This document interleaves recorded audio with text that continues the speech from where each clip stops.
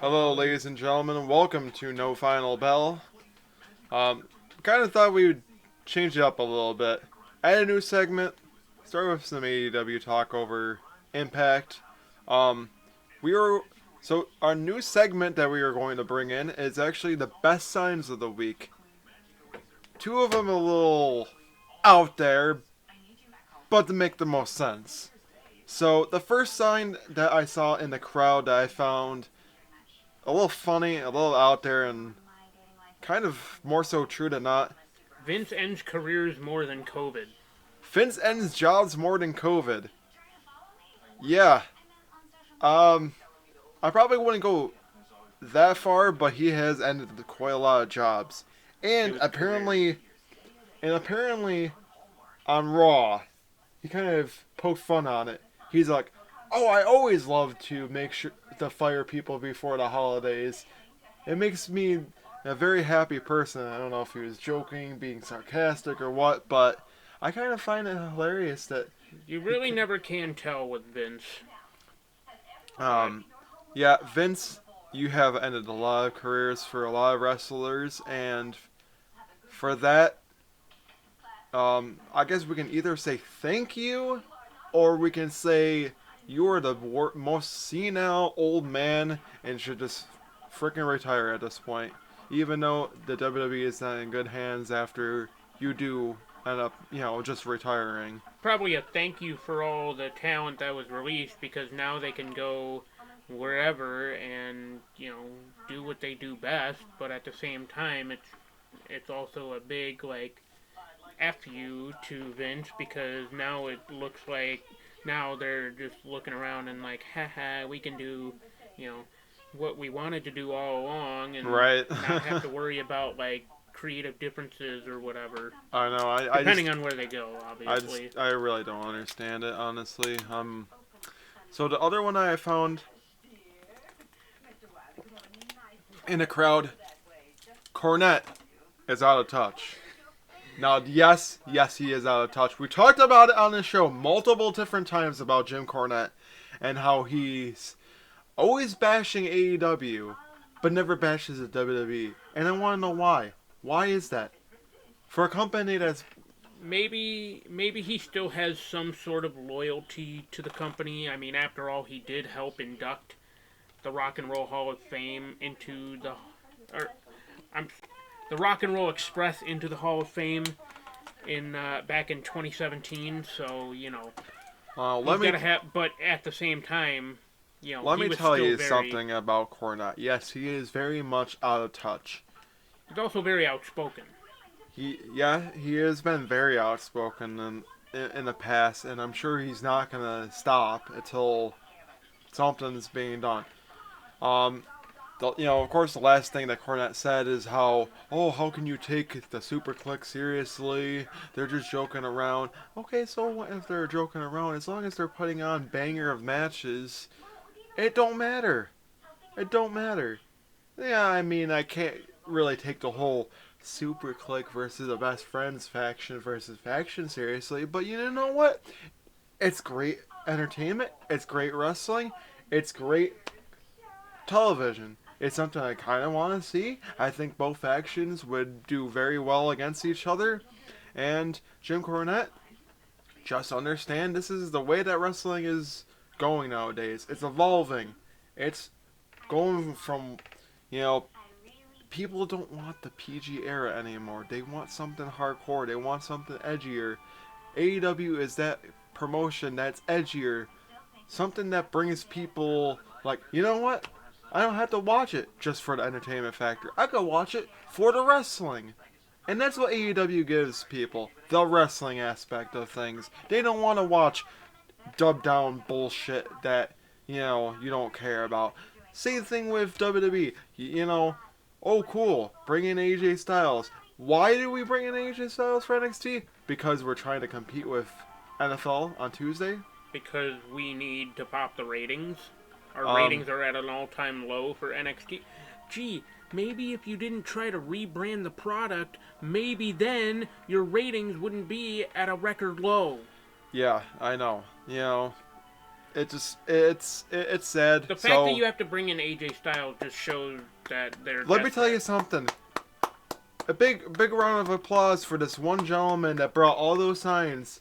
And those weren't just the only ones he had. He had he had some other ones, but it was all from one gentleman that had these signs. Vincent's job's more than COVID. Cornette's out of touch. He also had a get well soon Yes, JR please. sign, which, Get by the well way, soon, JR. yeah, I'm hoping that you're going to be coming out of the skin he's cancer. on treatment number 17, I believe, My by the God. time we're recording this. So, Please. he's got a few more radiation treatments left, and hopefully that's it. Beats skin cancer, and, He's just, lucky to only have skin cancer, honestly, yeah. because it's the lowest form of cancer. It's not as I'm pretty sure. I mean, I'm not no scientist, but I'm pretty sure skin cancer is not as spreadable as a lot of the other ones are. But yes, cancer is cancer. Get well, Jr. We all have you in our thoughts and prayers. Please come back as soon as you can to the commentary booth. It's just We not the miss same. you. It's just not the same without you.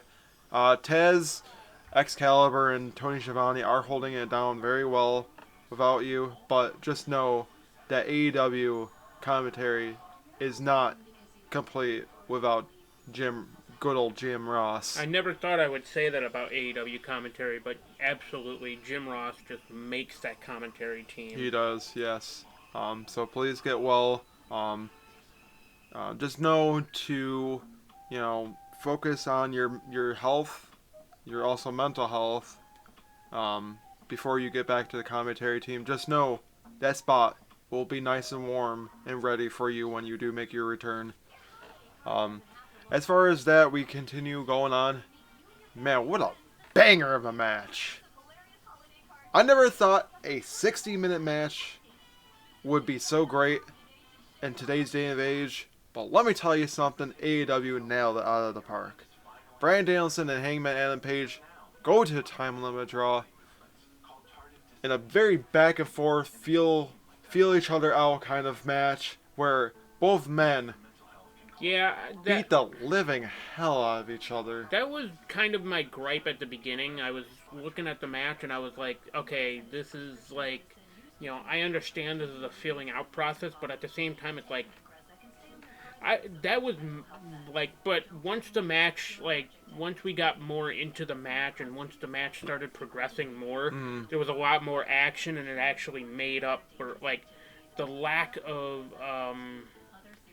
action in the beginning of the match actually was made up for later on. Right, And exactly. even then, like, the finish for the time limit draw was brilliant because, Hangman Adam Page just hit that buckshot on Right. on Bryan Danielson, but time limit expired and he just couldn't capitalize. Like, it's brilliant. It's It's always a brilliant way to have a time limit draw. It's always hard to know if he had another minute left in that match, if he would have been able to get the 1, 2, 3 and retain. I'm pretty sure he would have, regardless. Well, even then, the crowd was really into it, and when the time limit expired, the crowd started chanting 5 more minutes. Yeah, So I mean they were kind of booing here and there. I mean, but what I'm gonna kind of gripe on is AEW. What you didn't do correctly in this match, you should have had it as the main event. You should I have had agree. all the other matches beforehand, and then 'Cause- did a hour-long main event match before the AEW World Title. yeah, because that after that 1 hour match, it's like the crowd was kind of drained. Yeah, And they even were. then, it brought even then starting with that match just brought the whole rest of the card down. So, Right, exactly, and just didn't feel the same. No. Now, So, as we, move a little bit forward, the big question here about this match afterwards is, will we see a rematch? We would have to be. It has been, or at least I'm pretty sure it's been confirmed for Battle of the Belts, a rematch between Danielson and Hangman. What better But way? What better way to start off with being on TBS with a title change at Battle of the Belts? As we go forward with our talk here, we will talk about what I think will lead, what will um, be a match that could end up being at Battle of the Belts. But it's not a title that is not really on there as right now. But yeah, I think there's going to be another match. It could be Battle of the Belts. It could be some other time. But I definitely think there's going to be a rematch between the two men. As far as a title change, I have no idea. I don't know if it's the right time for a title change, but um, both men, it doesn't dull their career. All it gives them is a time limit draw record, number one on for the year for actually two for two Brian for Daniels. Danielson, one for Hangman. Yeah, one for Hangman. So it doesn't really derail their records right now, but just having that match in general go to a time of draw is like, now what do you do from here? Do you have another kind of singles match that goes 60 minutes, or do you have something that has that's in like a steel cage match and or something like that? I don't know what kind of match you're gonna get between these two men. But I'm hoping it's gonna be one that's gonna be entertaining, like no rules or something like that. I'm hoping that these two men can have that kind of match where they just beat the living hell out of each other. You know, blood flying and all the other stuff, because I think that's the only way you can have these two men go have one, against each other for the title at this point, because clearly, you gave them 60 minutes. You give them another 60-minute match, you don't know if it's going to go the whole length or not. So I think you need to have a match where they literally beat the living hell out of each other with weapons or something like that. But as far as that goes, I have no idea who is going to be a clear-cut winner. But honestly, if it does end up with a title change, I'm just hoping that it'll be the right time for a title change, not just one that, they kind of have to do because Bryan Danielson's looking, superior. I would just hate to see Hangman and Page lose and then derails his momentum. Yeah.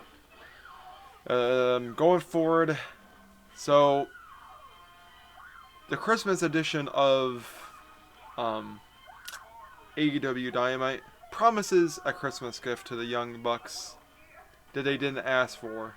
Our big old thoughts on that. Do we think it's going to be a debut? Do we think it's going to be somebody unexpected? I think we're going to get the Undisputed Era. I think Kyle O'Reilly comes to AEW tonight. I think so too. I'm sorry, but it'll be tonight by the time we record this, but when we upload it to YouTube, it'll be after the fact, and we will find out, just along with you guys, what Adam Cole means. But I seriously think that I think it's gonna be. I think it's gonna be Kyle O'Reilly as well, only because technically the Best Friends have 5 members. The Super Click does not. I mean, Brandon Cutler is there. Brandon Cutler is just a punching bag, but he's not technically as part of the faction. He's just the corporate stooge. So he's the one that kind of just films everything, takes pictures and everything like that. So they kind of need another member. What better way to have Kyle O'Reilly and just bringing together that whole ROH, Red Dragon faction there. So I really do think that you're gonna see that. So Kyle O'Reilly is probably gonna be there with them, and it's gonna set up a 5-on-5 faction versus faction match, and I think it's gonna lead to a revolution. I would be all quite for possible. it. I'd be all for it. Get something new to the Super Click and also the Best Friends. Add something different, something new, something fresh, something that is kind of out of the ordinary. So I'm all for it. Um, going going forward, Wardlow beats Matt Sydal, and then Shawn Spears, after the match, uses a chair on him, and apparently tells Shawn Spears tells Wardlow that Max, Jacob Freeman calls and says, "Oh well, you gotta go and pick up something for him."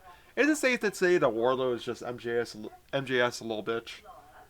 Yeah, pretty much. And then Shawn Spears is just there to keep him online and make sure that he's doing his work. Sounds about It right. sounds kind of something seems a little fishy to me because Warlow just doesn't look happy in that whole faction. I can see the Pinnacle eventually being no more and leading to Warlow.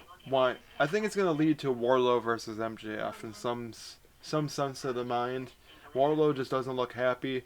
Yeah. I just want to know how long it's gonna be until Wardlow's like, enough's enough. I don't want to be your little bitch anymore. You can, go do things by yourself because I've had it up to here. I'm not going anywhere with you. You know. So I think it's going to lead to a match, between Wardlow and MJF.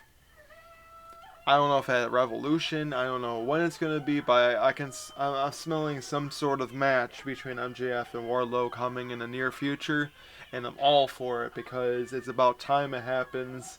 Wardlow and MJF have been kind of at odds ends before in the past, so why not have something new?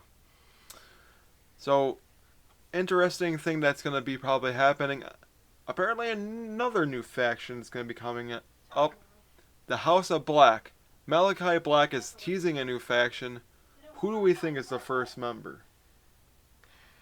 I think it's Brody King.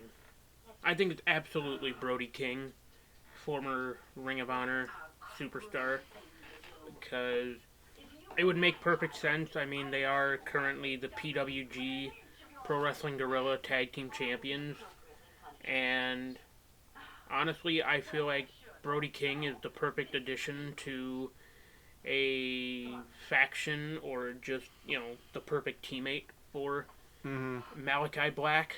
So, Right, and you're probably right about that.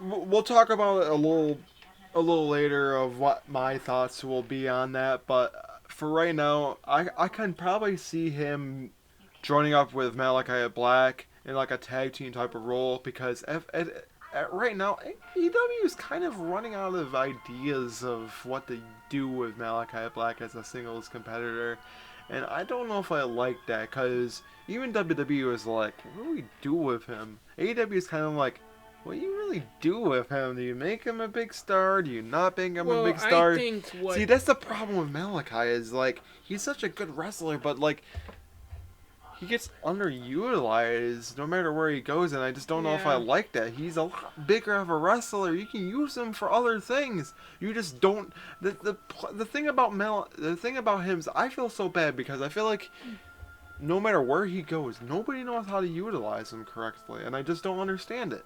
He's a lot bigger and better of a guy, and you just don't use him. Yeah, I Like, mean, at least right now he still has Pro Wrestling Guerrilla to fall back on because, like I said, him and Brody King are the tag team champions right now in that company. So, if AEW doesn't work out, he can just continue being in PWG. right, But probably at the true. same time, it's like he's so much bigger and he's so much better than PWG, and it's like it.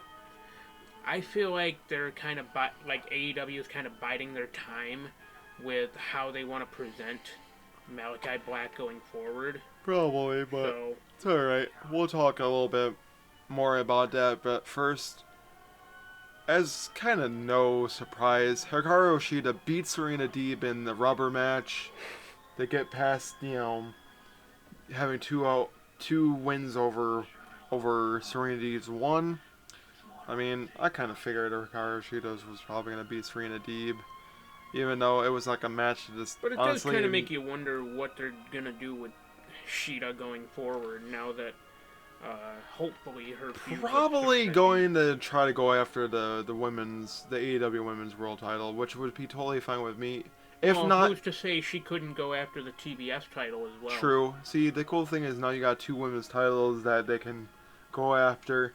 Um, I mean, even if it's Riho that's gonna face off against Britt, which, speaking of that, it's actually our first match that was announced for Battle of the Belts. Hikaru Shida will face off against Britt Baker, which Well, Riho. I have no idea who was gonna win that match. Honestly, I would like to see Riho because she hasn't been the women's world champion and She is the since inaugural women's champion, since the and first time it became a title. So it'd be nice to see her as a two-time champ. But we actually going to talk about a little bit more of Malachi Black. So Griff Garrison wants to go up against Malachi Black alone because of Malachi Black's spinning the black mist into Julia Hart's eyes. Thoughts on that? if Griff Garrison wanted to, Griff Garrison is writing a death sentence. Yeah, I know he is. So See, if you want to write your own death sentence, Griff, then by all means go right ahead. I know exactly how this is going to play out. Malachi Black is going to basically bury Griff Garrison. But Yeah. the Varsity Blondes are going to try to beat down on Malachi Black. And who shows up as a surprise? The new member of the House of Black. Leads into a tag team match. Either next week on Dynamite or the week after. You're going to see the Varsity Blondes versus the two members of the House of Black. So that's why I think it's going to happen between that. Of course, you know, it makes sense for Malachi to beat Griff Garrison. But now you have Griff Garrison and Brian Pillman Jr. going up against Malachi Black and said new, you know, person for the tag team there. So I'm really thinking that that's what you're gonna see. You're gonna see both of them going up against each other, you know, in a tag team match, and Malachi Black is probably definitely going to beat Griff Garrison. So I'm all for it. I think it's the best way to debut somebody new. So we'll see what happens. Going forward, this one, these two men keep on jaw-jacking each other. MJF takes some shots before his match, saying that CM Punk's matches have all been underwhelming and compares it to Ryback's tenure in the WWE. Yeah. I mean, MJF has a point though. Ryback's whole, like, you know, as much as I loved Ryback at the time, I happen to agree with MJF. He was just an underwhelming performer who, the second he got up to the big stage, just couldn't hang. No, he got many chances. Not to mention, he is a very unsafe worker. So Yeah, he is. I guess MJF is not terribly wrong about CM Punk. CM Punk's matches haven't been entirely the greatest. He's had some decent bouts, but you can definitely tell he just can't really hang with a lot of the younger competitors, even though that's who he wants to go up against. He wants to go up against the younger talent he wants to elevate the younger talent. to elevate them, to build them up, to stardom. But the thing is, CM Punk is just not the same kind of CM Punk he was 7 years ago. I mean, to be fair, though, look at the match at All Out against Darby Allin. It really just took Darby's career to new heights. Even though you're granted, he didn't barely seeing Darby on television. Yeah, but the thing is, like, CM Punk, yes, you're undefeated. Yes, you want to go after the world title probably at some point, which all for it. I would love to see CM Punk get one last, you know, world title reign or a title reign in general. But the thing is, your matches have just been very underwhelming. And it wouldn't shock me if you end up.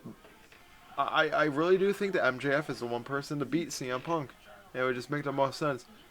Even though the promos are going to be like, well, I beat the best in the world, so that makes me the best in the world. So MJF is going to just keep on talking, and it wouldn't shock me if he beats CM Punk when it becomes time. So, speaking of MJF, he actually beats Dante Martin to get the Dynamite Dozen ring for for 3 years straight. Man, AEW, when are you just gonna give the ring to They're somebody dropping the differently? ball. They're dropping the ball on MJF because he has the potential to be like a, if not like a world champion, then definitely a TNT Don't get me champion. wrong, But I'm even kind of then, liking what AEW is doing. They're building him up into being a mega star in the next few years, so I'm all for it. But but just at the makes you same beg to time, differ. Like he's being all these guys. When is it gonna eventually lead to a title match? Like I would assume it's gotta be coming up soon. TNT title, world title. I mean, he had one world title opportunity and lost to John Moxley. So I don't know if he's going to get a TNT title eventually. If not, another well, AEW title opportunity. But speaking of MJF, I mean, look, his contract expires apparently in 2024, and even then, WWE is kind of showing interest, which is kind of crazy to think about. But hey, all the power to WWE for wanting to get MJF. yeah, they want him so then he could be another Miz. That's exactly what it's probably going to be. They want to reprise that stunt double role. Aaron Stevens wasn't good enough. Damian Sandow wasn't good enough. I hope not, honestly. But yeah, MJF wins against Dante Martin, but the whole jaw jacking with him and CM Punk is not done and over with. Um, uh, and by the way, that was your main event of Dynamite. As weird as that seems, I don't know why that was the last match. It should have very well been the first match, but that's just me. We're actually going to the Rampage side of things, into a very awesome 8-man tag, or actually no,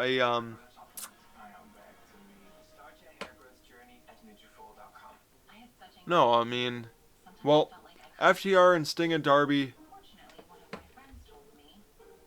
uh, beat each other down, and then CM Punk comes out to set up a 6-man tag team match next week. So we are now going to be seeing Sting and Darby with CM Punk against FTR and I think somebody else. That's all I had written down. I can't remember. MJFTR. Oh yeah, MGF and FTR against Sting and Darby, because CM Punk's like, if I'm not gonna get you one on one, I'm gonna get you in a tag team match. So that's what we're gonna be getting. We're going to be getting a tag team match, player. Now we get into Rampage. Oh yes, that's right. That was at the end of Dynamite. Now we go into Rampage, where it's actually going to be a 8 versus 8 um 8-man tag team match. But the best friends, surprisingly not, beat the Super Click. But is that the last time we will see these factions face off? I don't think I so. said it before. It's not going to be the last time. You're going to see both factions still face off against each other. It's going to lead to Revolution, and I think that they're building it up the right way. Honestly, I'm liking it because I mean, yeah, it's still a few months away. It's going to be in March this year. It's still, like I said, it's still quite a ways away, but I'm all for a faction versus faction match. AEW has been doing so well with the factions, going up against each other. So what better way to, have it happen at Revolution, where you can have any kind of match you want to between these two factions. I don't know exactly what they're gonna do. I would like to see elimination style faction versus faction, because we really haven't seen that before. The only time we've really seen faction versus faction is the Stadium Stampede, and also blood and guts. Yep. So I would like to kind of see something a little different for Revolution, even though that's probably going to be the route they're going to go, is either blood and guts and or Stadium Stampede, even though they're just going to be in Orlando, Florida. So we'll see. So going forward, man, I didn't think I was gonna see back on my TV screen Yeah. anytime soon. Dan Lambert The says fat that faced his dipshit. guys and men of the year deserve the title shots instead of Tony Khan's friends. Then Cody Rhodes gets beaten down by them, and Dustin comes down to save his brother. Will this set up a tag team match in the future? I think so. I think so. There would be no reason to have Dustin Rhodes come down to save Cody if it wasn't gonna set up a brothers versus friends tag team match. So I mean, don't be shocked if it even happened on Dynamite, or happens on Dynamite. But honestly, I'm all for the Rhodes brothers versus the Men of the Year. But I guess in a sense, I kind of think that the Men of the Year kind of do deserve some title shots. I mean, they're kind Yeah. of up there, top ranked. They're a very underrated tag team, and absolutely, Ethan I feel like, Page definitely deserves one, if anything. But the thing is, Scorpio Sky has gotten so many other opportunities, and you don't give him anything, and it yeah, sucks. Like you, in his tenure in AEW, he's only a tag team champion with with Christopher. Frankie Kazarian Yeah, as because part of SCU when he was still part of SCU. it just sucks because I just think that there's a lot more you could be doing with Scorpio Sky. Same thing with Ethan Page, but yeah, I definitely agree with Dan Lambert that I think they deserve title shots, but you gotta go through Cody and Dustin before you can even get those title shots Yep. right now. So as far as that, I definitely think it's going to set up a tag team match. As far as when, I have no clue. I have no clue, but I'm all for it. I like the direction that they're going with that because, they have had nothing but trouble with Tony Khan and all the other stuff. So, why not have two guys that are well known with Tony Khan Yeah. go up against them? And then, as no surprise, Ty Conte beats Penelope Ford. Do we really have to go into much discussion on that? I don't Not think really. so. But that was. I think I was forgetting one other thing for Rampage. I'm pretty sure there was something else. But to my knowledge, I think that was it for Rampage and AEW talk for the week. So bring it over to Marty for Impact Yep. talk. So Impact was not shy to get right into the action. Um, we start off the night with Josh Alexander versus Rohit Raju. Now let's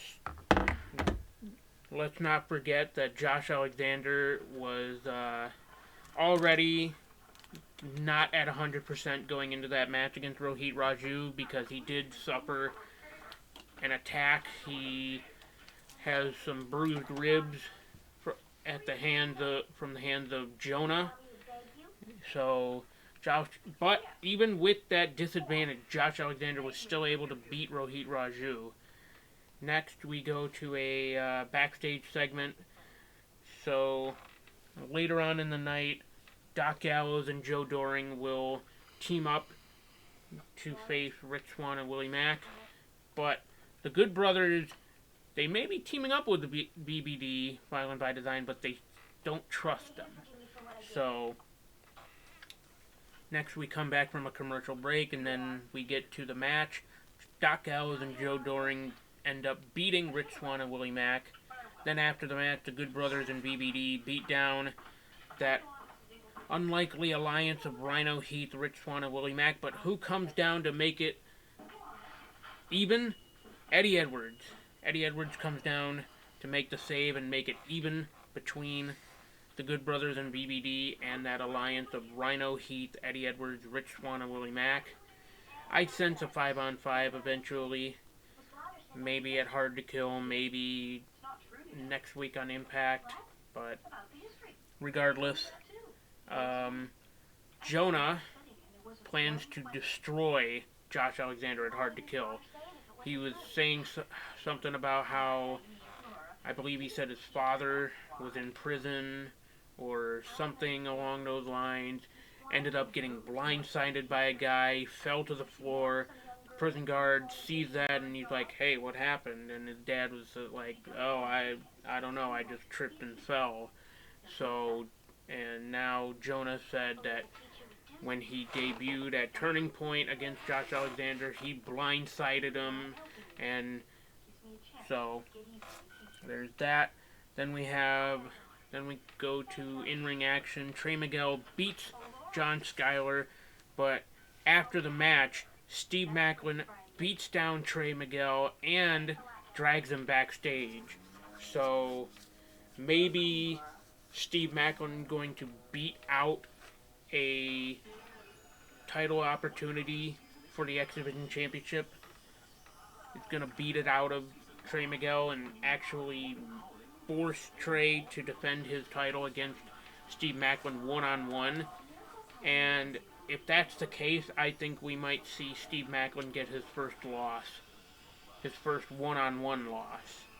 And finally get pinned or submitted against Trey Miguel for the X Division title.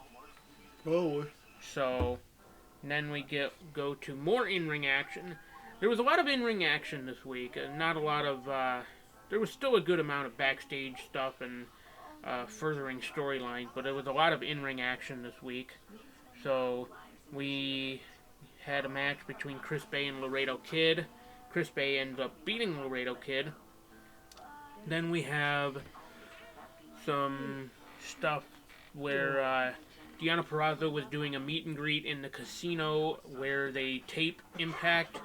Mickie James was coming by. They get into a war of words, and it got a little heated. Then Deonna Purrazzo and Mickie James brawl in the casino, and it forces Scott D'Amore to reinstate a no contact clause between the two, but this time the no contact clause includes Matthew Raywalt, because Matthew Raywalt is just as much a part of Deonna Purrazzo's plots to beat down Mickie James as much as Deonna Purrazzo. So Right. they have reinstituted the no contact clause, but the bigger announcement is that at Hard to Kill in Dallas on January 8th, Mickie James and Deonna Purrazzo will go one-on-one for the Knockouts title in a Texas death match. So Crazy to think essentially they're going to have a last man standing match, which it's probably going to get very intense, very brutal between those two women, those two knockouts. Speaking of knockouts, we have a new knockout coming soon to Impact Wrestling in Masha Slamovich. Now, Masha Slamovich, no stranger to Impact Wrestling. She did compete at Knockouts Knockdown earlier this year. She was Mickie James's poison for Deonna Purrazzo. So, there is that. But I believe now she has officially signed a contract with Impact, and that's why we're getting a teaser. But we don't know a lot of backstage stuff with Impact. They don't really share a lot of their backstage stuff, Right. which kind of makes sense because they want to keep everything, as a surprise on the main show. But at the same time, it's not always our business to know who has and who hasn't signed a contract with Impact Wrestling. But regardless, next up we get a match between two Aussies, Tennille Dashwood and Jessie McKay, one half of the Knockouts Tag Team Champions, along with Cassie Lee. They form the Inspiration. But, so we get Tennille Dashwood beating Jessie McKay with help from Caleb. with a K. Um, then we have the contract signing for Hard to Kill, the main event triple threat match. So the contract signing went all well and fine and dandy until the very end. Morrissey has already signed the contract. He's out of the picture. But then Moose is in the ring with Matt Cardona and Matt's wife, Chelsea Green. Matt Cardona says some words to Moose. Moose says some words to Matt Cardona. But Moose ultimately gets under the skin of Matt Cardona once he says that, he said something about Chelsea Green is a whore kind of thing. So it angered Matt Cardona. He slapped Moose across the face, jumps over the table for the contract signing, but eventually it leads to Moose putting Matt Cardona through a table. But then we were about to get more out of Moose. He was about to add more fuel to the fire with damage, but Chelsea Green was trying to stop Moose, and Matt Cardona gets back to his feet. He has a chair in hand. He was aiming at Moose, but instead hits his own wife. And she took that like a champ, man. Matt did not take it easy on his wife. He went full force and just whacked her. No ill will towards that. I'm sure Chelsea is still gonna, she might have some lingering anger towards Matt Cardona for hitting her in the head with a chair. But regardless, at the end of the day, you still have to go home with him. You two live together. You guys are married now. So, Yeah, exactly.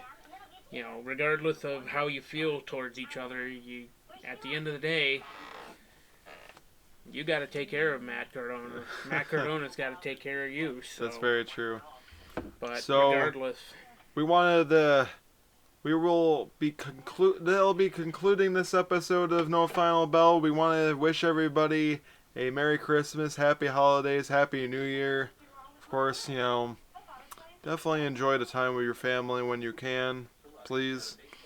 Also, follow us on social media. We get a little lonely, so we'd like to hear some feedback from you guys. The social media is down below at Tinkle Sports. Make sure to also follow, Tinkle Sports Entertainment on YouTube, as we also have sports talk every Sunday at 9 a.m. And also, we do have some Saturday editions because of Saturday football. So go ahead and, watch the past episodes as well as, current episodes of both shows right now, as those are the two shows that are going right now. Our Turn 4 will be back once the NASCAR season is back in full force. But make sure to, watch it. Like, comment, subscribe on all of our videos on YouTube. As always, we will see you in the next video.